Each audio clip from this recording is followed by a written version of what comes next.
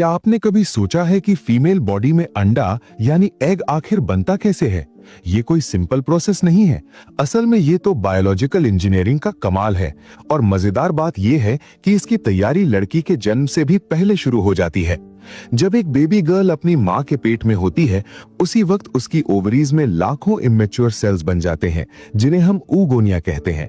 जन्म के वक्त इनकी संख्या करीब 10 से 20 लाख तक होती है, लेकिन शरीर फ्यूचर के लिए पहले से तैयारी करता है। तो जैसे जैसे समय बीतता है, इनमें से ज्यादातर सेल्स अपने आप खत्म हो जाते हैं। प्यूबर्टी यानी किशोरावस्था तक सिर्फ 3 से 4 लाख सेल्स ही बचते हैं। यानी शरीर ने पहले ही तय कर लिया होता है कि किसे रखना है और किसे नहीं।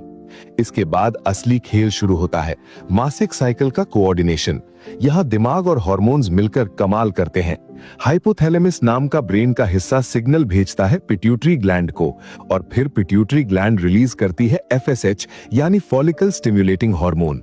इसका मतलब साफ है, इस महीने एक एग को मैच्योर करना है।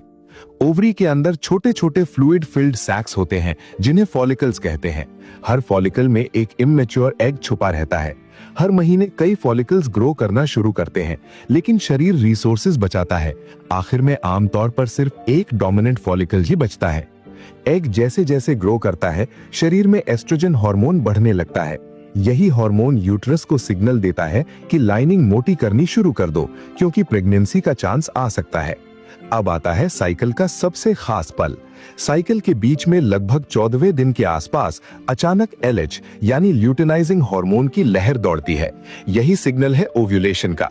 डोमिनेंट फॉलिकल फट जाता है, मैच्योर एग बाहर निकल आता है और फैलोपियन ट्यूब में पहुंचता है। यही स्पर्म से उसकी मुलाकात हो सकती है। एक और मजेदार बात जानिए, एग इंसान के शरीर का सबसे बड़ा सेल होता है। इसे बेयरली नेकेड आई से भी देखा जा सकता है, और इसके अंदर फ्यूचर ह्यूमन का आधा जेनेटिक कोड मौजूद रहता है। अगर फर्टिलाइजेशन नहीं हुआ तो एग सिर्फ 12 से 24 घंटे तक जिंदा रहता है। इसके बाद वो डिसॉल्व हो जाता है, यूटिलिस की लाइनिंग गिर जाती है और बॉडी क्वाइटली अगला चक्र शुरू कर देती है। अब जरा फर्क देखिए, मेल बॉडी रोज लाखों स्पर्म बनाती है, लेकिन फीमेल बॉडी आमतौर पर हर महीने सिर्फ एक एग रिलीज करती है। नेचर का मैसेज सीधा है, quality matters more than quantity. सच कहे तो एग बनना कोई अचानक या सिंपल इवेंट नहीं है।